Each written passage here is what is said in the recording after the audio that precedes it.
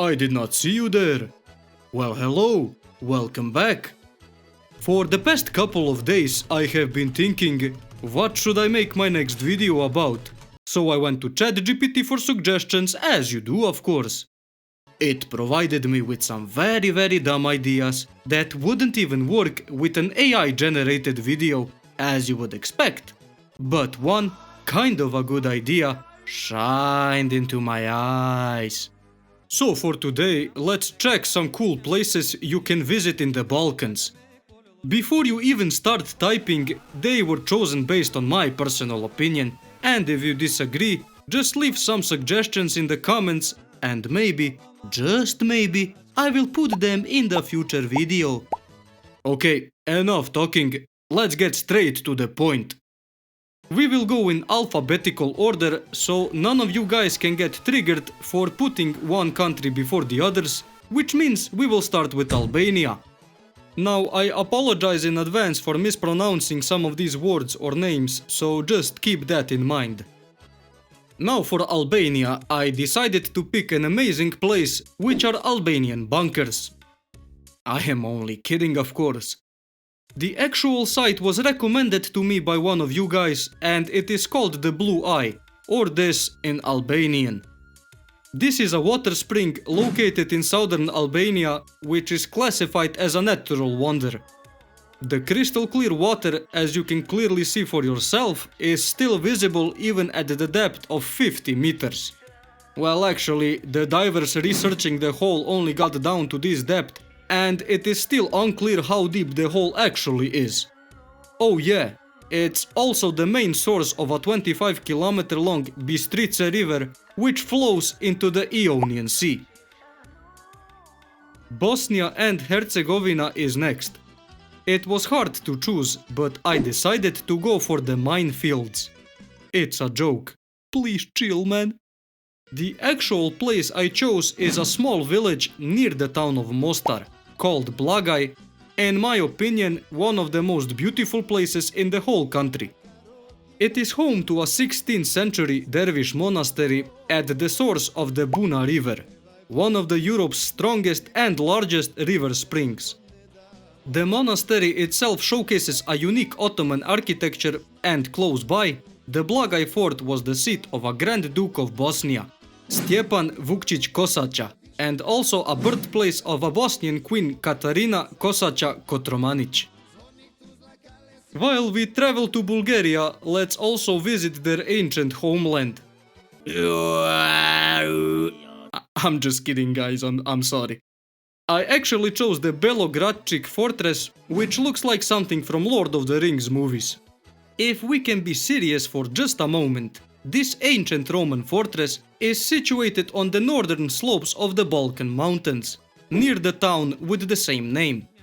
The surroundings offered a natural protection, with walls being built only from the northwest and southeast. Over time it was developed, and together with the Belogradchik rocks, it is a very popular tourist attraction in Bulgaria today. Next up is Croatia, and what better place to visit than Goli Otok?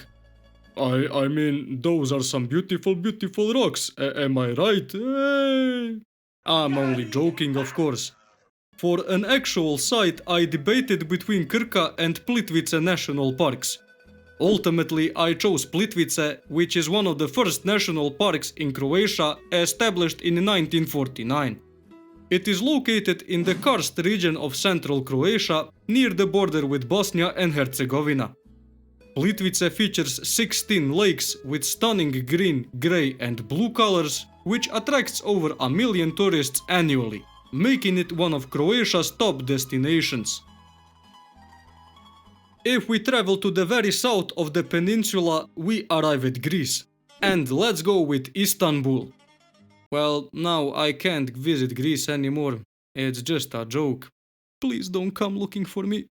If we are being serious, instead of picking well-known Acropolis and other places, I opted for the Meteora monasteries. I mean, just look at them. How do you even build that? These monasteries are perched on a rock formations and are one of the most unique and significant Eastern Orthodox complexes. Established mainly in the 14th century under Simeon Uroš, also nicknamed Siniša, 6 of the original 24 monasteries are still active today. But if you want to visit them, be prepared to climb some stairs. I haven't covered Hungary in my videos yet, so let's do it today. And what better place than a beautiful region of Transylvania? I am kidding, of course, come on. The land of spas.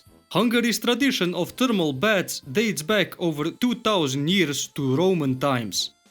They highly valued their thermal water springs, believing to have healing effects.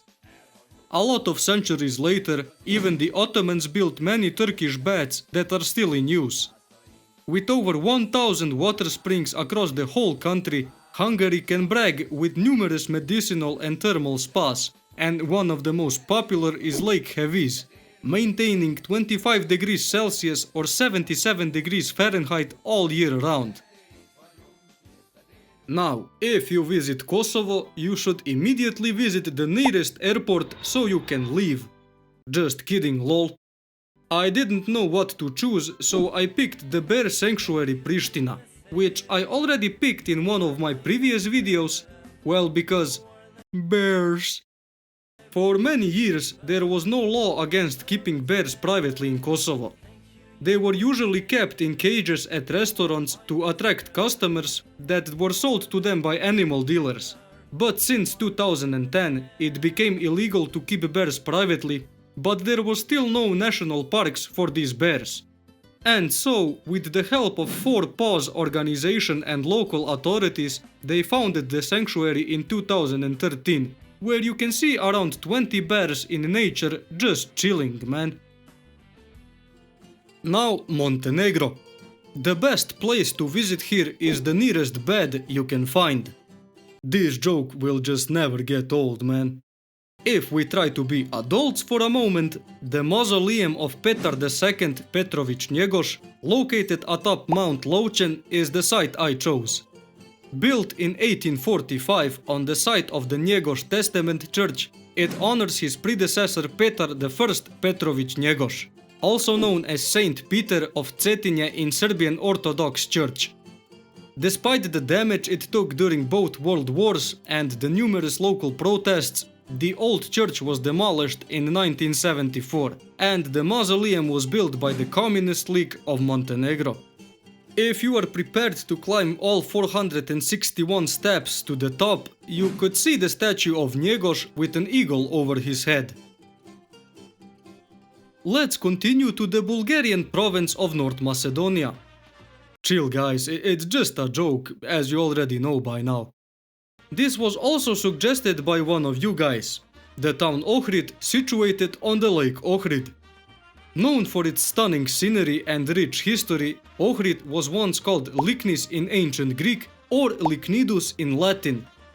The city, being the largest on the lake and the 8th largest in the country today, was the capital of the First Bulgarian Empire in the early medieval period. Nicknamed as the Jerusalem of the Balkans, Ohrid once had 365 churches, one for each day of the year.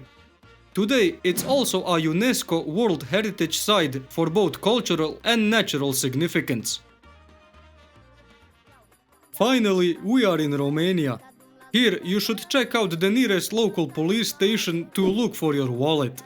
At this point, you realize that everyone is getting roasted just a tiny bit, man. The actual site was recommended by you guys, and just try to read its name, man, I'm not even going to try. This mountain road, crossing the Carpathian Mountains southern section, stretches 90 kilometers or 56 miles between Romania's highest peaks, Moldoveanu and Negoiu. It was built during the reign of notorious Nicolae Ceausescu for military purposes after the 1968 Soviet invasion of Czechoslovakia. The road climbs the altitude of 2042 meters, making it Romania's second highest mountain pass.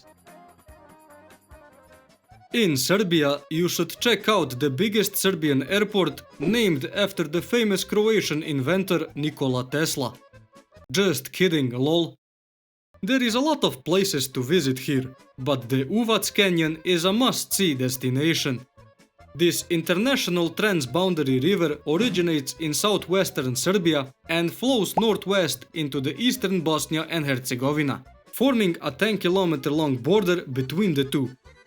The river twists and turns for approximately 115 kilometers or 71 miles, but if measured in a straight line, it spans only 40 kilometers or 25 miles, showcasing its extreme curves, and has been under protection of the Special Nature Reserve since 1971, protecting its diverse flora and fauna like the griffon vultures. Now, while visiting Slovenia, you should definitely visit the Italian city of Trieste. I triggered pretty much everyone today. Hell yeah. Let's be serious. There is a lot of places worth visiting, and so I chose the famous Predjama castle, built within a cave mouth in south-central Slovenia. It dates back to the late 13th century, and it was expanded by the Lueg family, also known as the Knights of Adelsberg. Basically a German name for Postojna. The castle was destroyed and rebuilt several times, with its current Renaissance style built in 1570. Before the end of the World War II, it was owned by various Austrian noble families, but would eventually fall into the hands of Yugoslav communist authorities, who turned it into a museum. For the last country today, which is Turkey, we will visit the Greek islands of Imbros and Tenedos. Okay man, enough pissing people off for today. We will only focus on the European part of Turkey, more specifically on the Dupnisa cave. Located in the northwestern part of Turkey near the Bulgarian border, this cave system consists of 3 interconnected caves on 2 separate floors. Formed around 180 million years ago during the Jurassic epoch, it has 3 entrances and a total length of approximately 3.2 kilometers or 2 miles. Some local rumors even suggest that if you manage to navigate through the cave, you will eventually end up in Bulgaria. And this is it for today. I hope you guys enjoyed as much as I did making it. For some of you that have never been to the Balkans, maybe, just maybe, this will convince you to visit one day and do some kind of a tour across the Balkans. New video is coming soon, so stay tuned. But until then, stay safe, stay educated, and until next time, boys. Šta? Nećeš kupiš burek sebi, ono kao...